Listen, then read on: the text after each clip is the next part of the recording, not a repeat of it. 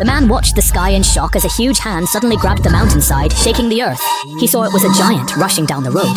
The man, extremely curious, followed along. Faced with a group of giants, he boldly greeted them, asking where they were headed and if he could ride on their shoulder.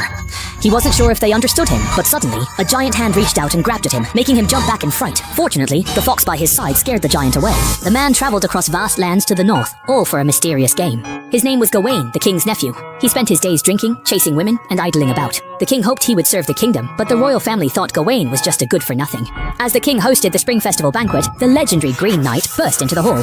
Hideous but mighty, he challenged everyone to play a game. The rules were simple. If anyone dared challenge the Green Knight and managed to injure him, he would give them this axe, a symbol of honor. However, 1 year later, the Green Knight would retaliate against the challenger in the exact same manner. Seeing that no one else dared, Gawain, to prove his worth to the king, leapt over the table to take the challenge. This bizarre wooden man started the duel, but then put down his giant axe and bowed to his opponent. This move stunned Gawain. Since his opponent sought death, he wouldn't hold back. So Gawain mustered his courage and delivered a fierce blow to the wooden man's neck. He thought the duel was over, but suddenly the wooden man stood up, calmly picked up his head and reattached it. Gawain was stunned. By the duel's rules, he had to find the wooden man in a year to receive the same fatal blow he'd delivered. After the wooden man left, Gawain became a national hero, receiving unprecedented respect. But time flew, and the 1 year deadline arrived. Though reluctant for honor's sake, he left his girlfriend and set out alone on a long journey. To ensure his safety, his mother made him a protective charm belt, promising it would protect him. However, not long after leaving, Gawain got lost. He asked a boy for directions, trusting him completely, only to walk right into a deadly trap. It turned out the boy was actually a bandit leader, who had deliberately lured him into a deserted forest. Chang was tied up, forced to watch helplessly as his belongings were stolen. Even his protective belt couldn't be saved. Then the boy picked up a huge axe, declared he would complete the mission, and rode off on Chang's horse like a whirlwind. Chang lay waiting for rescue. After they left, Gawain crawled to a nearby sword and cut his ropes, finally breaking free. By then, it was dark, and Gawain got lost in the fog, unable to find a way out. Fortunately, he found an abandoned house by a lake that seemed uninhabited. Exhausted, he collapsed and fell asleep. In the middle of the night, a mysterious woman suddenly appeared at his bedside. "What are you doing in my bed?" She asked why he was sleeping in her bed, scaring him so much that he ran away. When the woman saw Gawain was a knight, she asked him to retrieve her head from the lake. Gawain then realized she was actually a female ghost. Despite his fear, he helped her retrieve it, but the ghostly woman mysteriously disappeared. Back in the room, a skeleton lay on the bed. She set the skull back on the bed as a token of gratitude. The female ghost restored her lost axe, and Gawain continued on his journey. Sheltering from rain in a cave, a little fox followed Gawain inside and refused to leave. Feeling lonely, Gawain decided to bring the fox along. With no inns nearby, a hungry Gawain ate some wild mushrooms, but they made him vomit and hallucinate. Days later, he encountered legendary giants. Following their slow footsteps through the wind and sun, Gawain's face became haggard. They passed through valleys and forests, and just as he was utterly exhausted, the little fox scout suddenly cried out. A mysterious castle lay ahead. Gawain, as if seeing a lifeline, used his last strength to enter, and finally collapsed on the threshold. When he woke up, he found the owner had rescued him, and the whole family welcomed him warmly. What was even more surprising was that they had heard of Gawain's legendary deeds, and told him the Green Knight's residence was only a day's journey away.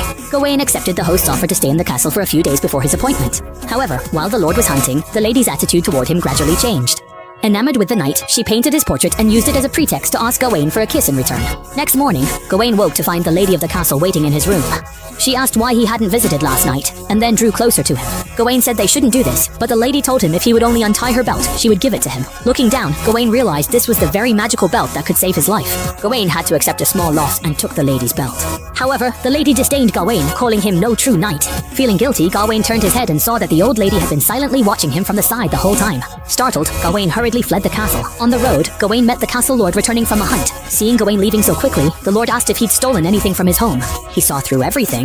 Gawain begged him to let him go, so the lord reclaimed the kiss his wife had given away and gave Gawain a gift, the little fox that had accompanied him on his journey. Gawain left and continued on, arriving at a riverbank, but the fox blocked his path and wouldn't let him pass. Gawain was curious, but the fox suddenly spoke, urging him to return home. It warned he would die if he kept his appointment, but Gawain refused to turn back. The fox asked, "If you're brave, why do you still rely on your mother's magic belt?" Embarrassed and angry, Gawain swung his axe at the fox, and they parted ways forever. Gawain rode alone to the Green Knight's home, and found the Green Knight fast asleep. Gawain did not disturb him. The next morning, the Green Knight slowly woke up. He picked up his axe and asked Gawain if he remembered where he had struck a year ago.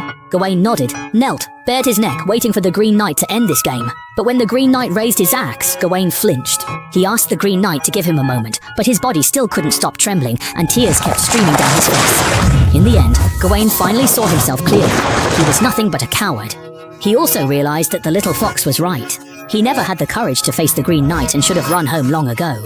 Outside the chapel, Gawain found his horse. He mounted and rode to the palace. He lied to the king, claiming he fulfilled his agreement with the Green Knight. The king believed him, and before dying, bequeathed the holy sword to Gawain. Gawain became the new king, but his mother seemed to see through everything and was disappointed in him. Having previously fathered a child with a commoner, Gawain now sent his former lover away with a bag of money as their statuses differed, marrying a noblewoman instead, and establishing a new royal family. And no matter the occasion, he refused to take off that magical belt, firmly believing it could protect him from all harm. But he was wrong. In his later years, he suppressed uprisings, suffered the pain of losing his son in war, and became increasingly brutal in his actions. The people began to despise him. Gawain regretted the things he had done and realized his grave mistake. He unfastened the magical belt, letting go of his fears, but the moment he undid it, his head instantly fell off, as if tied to that game. Fortunately, all of this was just his imagination. Time rewound to the moment when the Green Knight raised his axe. This time, Gawain made a different decision. He tore off the magical belt, faced death head-on, and confronted his fears with dignity. But instead, the Green Knight knelt down, gently touched his cheek, and praised him for finally becoming a true knight. It turned out that all these trials along the way had been set by Gawain's mother. A true knight should possess 5 qualities: piety, generosity, virtue, chastity, and friendship. Gawain used church as a cover to go drinking and womanizing, proving he wasn't pious. Worried, his mother summoned the Green Knight with witchcraft. The boy's meager response was a test of generosity from his mother. Gawain also paid the price for not being generous enough. After losing everything, Gawain helped a ghostly woman retrieve her head. This was the test of virtue, and Gawain gave a satisfactory answer. Later, his relationship with the castle's lady tested his chastity, and he failed miserably. The final examiner for the trial of friendship was the little fox. By the river, Gawain roughly drove away the little fox. On the surface, he failed at friendship, yet he stood his ground before a friend, an essential lesson. Though Gawain gained all through lies, he ultimately faced the consequences of running away. Such is the fate of a hypocritical knight. Therefore, he chooses to take off the sash, bravely face the Green Knight's game, and honorably accept the knight's challenge.